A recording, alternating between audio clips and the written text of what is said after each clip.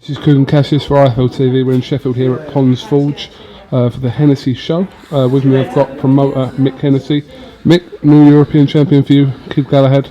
Brilliant. Completely dominant against Sergio Prado. Yeah, it was fantastic performance against a real tough operator. You know, proving the fact that records are for DJs. I mean, you wouldn't have known you was getting that with a record the kid had. And all I can think here is I know that his few losses were early and he's been on a roll and he's just won the EU title, but I would say, and I don't know for sure, but I would say that kid probably has a serious amateur background, like pedigree, you know, because I got my first shock yesterday on the scales. Couldn't believe the size of him for a super bantamweight. I thought that's the biggest super bantamweight I've ever seen, and he was carved out of stone, and I thought he means business, this kid. This is his world title fight tomorrow night, so as soon as I seen him on scales I knew we had, you know, someone who was serious about trying to take Kid Galahad out. And you could see him there, he was dangerous until the end. You know, he looked like he was punching in there, the kid. He had very quick hands and he was, you know, he could be elusive himself. But he's never met a box of tricks like Kid Galahad, you know. Obviously, you know, Kid Galahad's won the line of titles, which is kind of the preferred route, as in the British and the European. Yeah. You must have a plan to move him up the world rankings now. Yeah, for sure. Last time you had a European champion was junior and he was world champion. That's right, he did. Yeah, you're absolutely right. I'm the next one. You're guaranteed now on, Barry. Make sure when you're going to get that world title for me. We're going to get it soon. Right time. Cheers, mate. Nice one, Barry. Yeah, move him up the world rankings within any particular governing body. I want to get him a couple more fights, really. We might even look at a Commonwealth title next, just to add to his collection of titles. He's won the British, won the European, maybe the Commonwealth. A couple more fights, and then 2-3 fights, then look at a serious world title. But, you know, nothing in particular at the moment. That'll give him, that win there will give him should give him a top 5 rating in most of the governing bodies. So then we'll work it from there, basically. But, you know, I'd love to Scott Quigg fight when the time's right. Yeah? Yeah, definitely. I like that fight. I like it a You lot. got Eddie Hearn's number?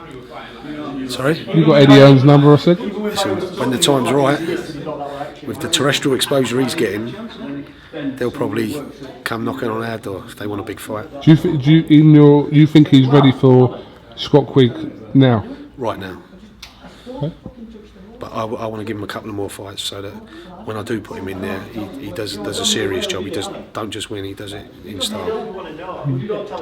I mean, watching it from sitting back and watching, obviously we want to see our fighters, the best in any weight, pitched up against each other. There's so many weights where it doesn't happen, i.e. the middleweights in this country. Yeah. You know, the best 3 or so hadn't fought each other.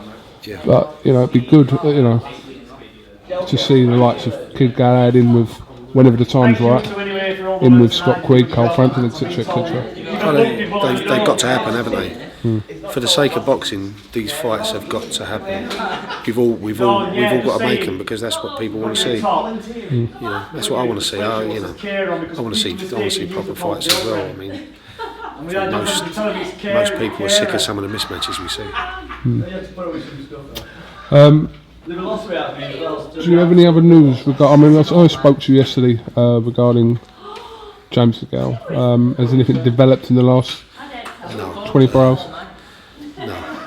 Nothing? So you're just going to have to be patient, see how that pans out at the moment. But, you know, hopefully we'll have some news next week.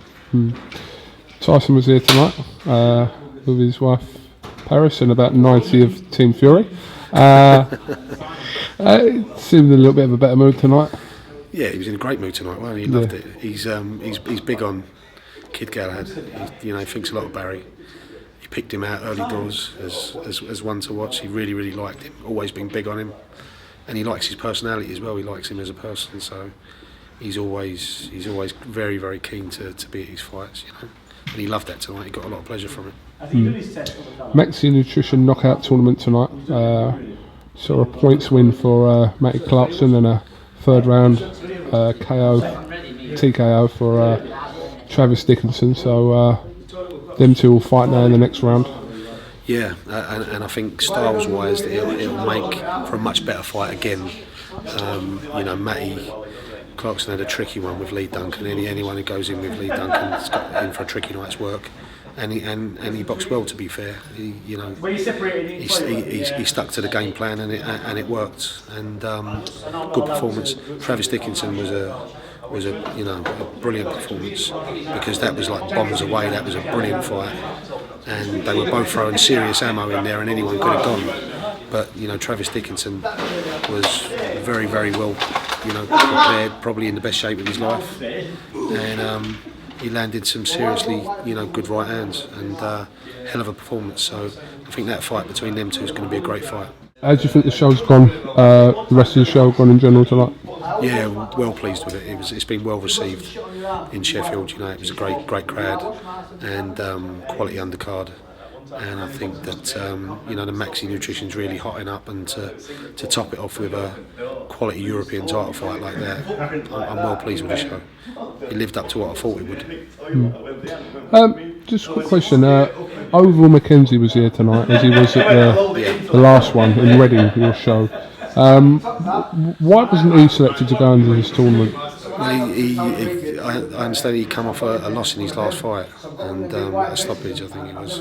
Enzo Macronelli, wasn't it? So it was just one of them, really.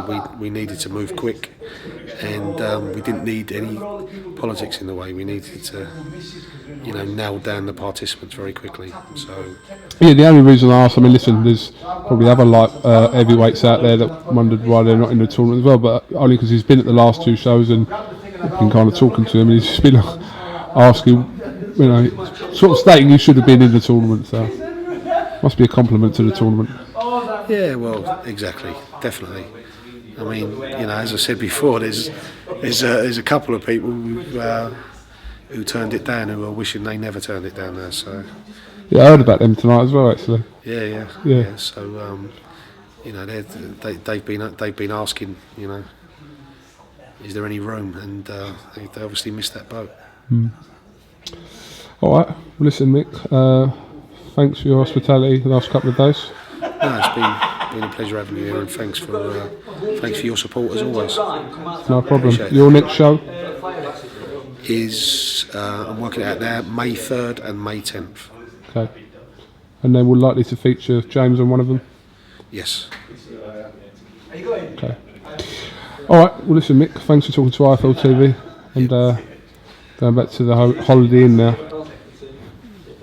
Just on my own, I think. I've tried to pull a Sheffield, but it hasn't happened for me, Mick. Well, we're finishing later than usual here, aren't we? This is a late finish. It is. All right. Thanks for talking to us, Mick. Cheers, Goog. Cheers, mate. Thanks.